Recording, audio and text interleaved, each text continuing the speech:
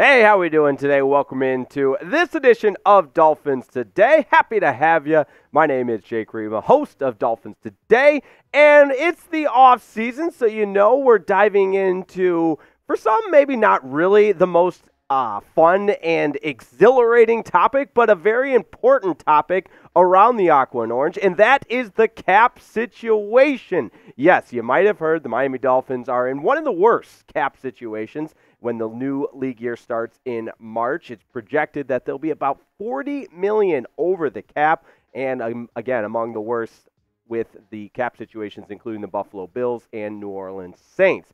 But when you talk to Chris Grier, now he said this a couple of weeks ago in the first offseason press conference. He said, we're not really right now concerned about where we'll be in March, salary cap-wise. Well, Mr. Grier, with all due respect, it's time to start being concerned with the potential cap set situation. And in today's video, we're going to dive into 5 moves Chris Grier can make to help that cap situation. So again, Mr. Grier, I know you're a big fan of the show. Dial it in, buckle up, because here is how we're going to solve the Miami Dolphins cap crisis before the new league year even starts in March. So listen up and listen good. And as we give you the 5-step plan, I want to remind you to subscribe to Dolphins Today, because let me tell you, we bring you Dolphins content each and every day. It's the off season. A lot of people slow down on the content. Not us. Here at Dolphins Today, we crank it up. We're bringing you a video every single day. We're still bringing you live shows,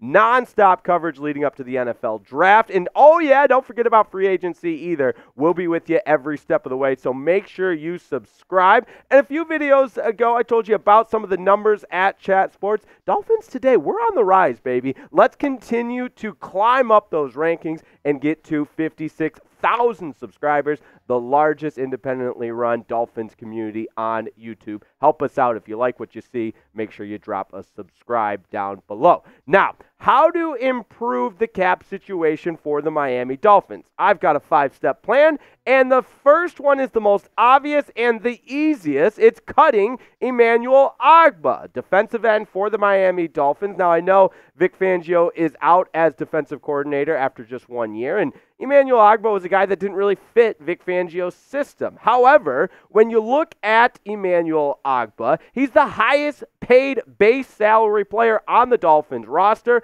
and the production just simply does not even come close to equating the contract that he has. He took a back seat to just about everybody in that defensive end room, including Bradley Chubb, Jalen Phillips, both before they got hurt. Obviously, Andrew Van Ginkel outperformed Emmanuel Ogbah, and when you look at him being one of the highest paid player on the Miami Dolphins as far as base salary, the production just does not match that. He played less than 20% of snaps in 2023. And again, I know Vic Fangio is out as defensive coordinator, so a lot of the questions will remain unanswered until that new defensive coordinator is hired. But cutting Emmanuel Ogbah before the June 1st date would clear over $15 million in cap space, and I think it's a no-brainer. Again, here's a guy that has the highest base salary on the team that's playing less than 20% of the snaps. Something ain't adding up, and when you look at the depth chart, this team would be just fine without Emmanuel Ogbah, because again, the production just did not measure up. When Jalen Phillips went down, when Bradley Chubb went down, when Andrew Van Ginkel went down, it was Justin Houston and Melvin Ingram that stepped up for the Miami Dolphins, not Emmanuel Ogbah. So it's nothing personal, but when you get Jalen Phillips back, when you get Bradley Chubb back, it remains to be seen what's going to happen with Andrew Van Ginkel, as he's a free agent right now. But those guys are much more productive and better options for the Aqua and Orange than Emmanuel Ogbah. So I'm not going to tell you how to feel, but you obviously know where I stand on it. Should the Dolphins cut Emmanuel Ogbah? It's real simple. Type Y for yes or N for no.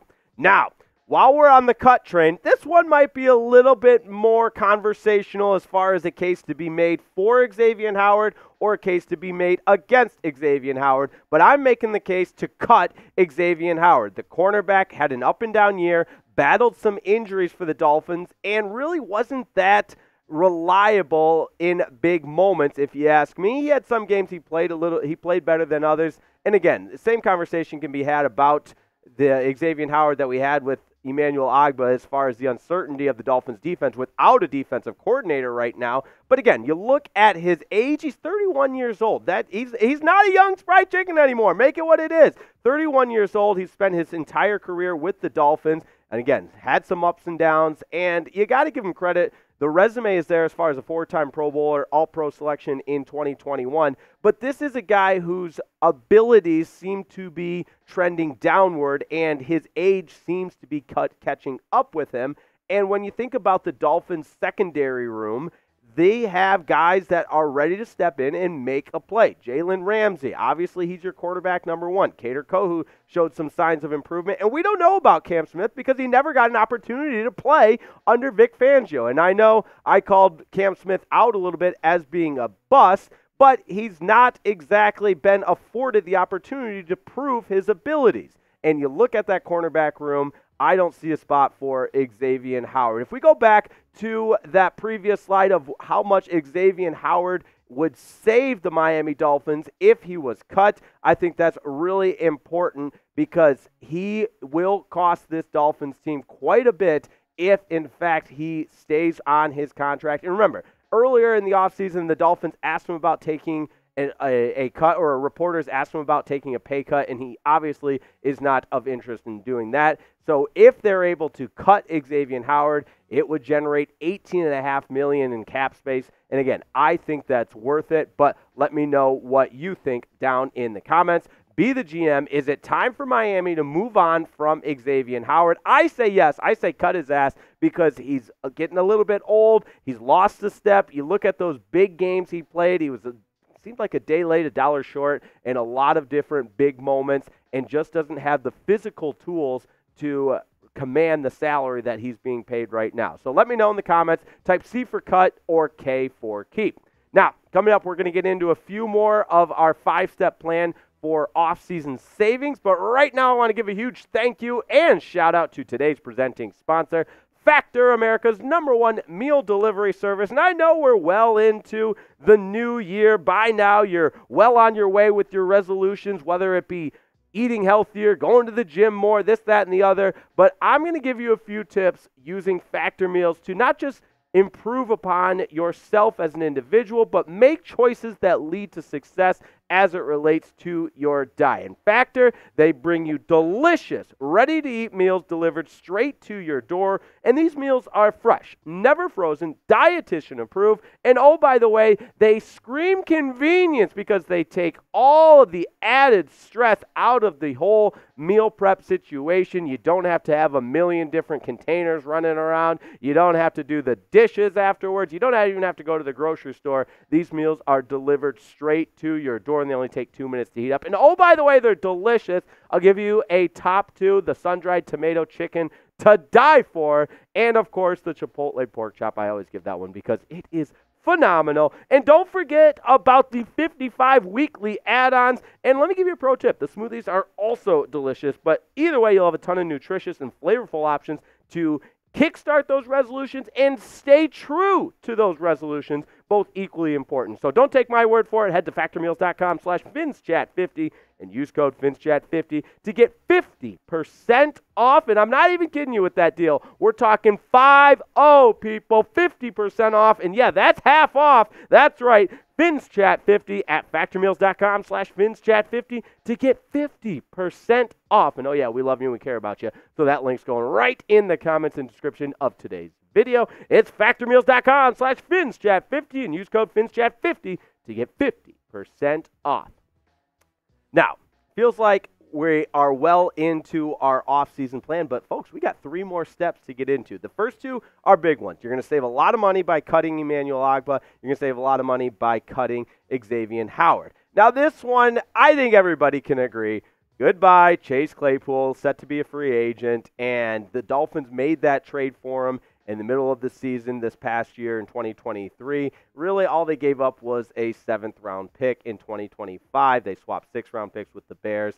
And look, you took a flyer on the guy. It didn't work out. There was some optimism that because of what he showed in his early years in Pittsburgh as a rookie in his second year, that maybe he could reinvent himself in Miami, but it just didn't work out. And even when he was called upon in big moments, you think of that Week 18 game against the Bills, that last interception that Tua threw. A lot of people blame Tua, but it was a terrible route by Chase Claypool. The route running's not good. The blocking, because he is a big physical receiver, the blocking wasn't great. He just really didn't do anything to help his cause to stay in Miami and really make the case for re-signing him. So you look at the stats, they back up what I'm saying. 8 receptions, 77 yards, 9.6, and a lot of this was done in Chicago before he even came to Miami in 2023 and just the 12 games played. So it is what it is. It was kind of an exciting trade when you get a bigger name like Chase Claypool with the optimism that maybe he could reinvent himself in Miami.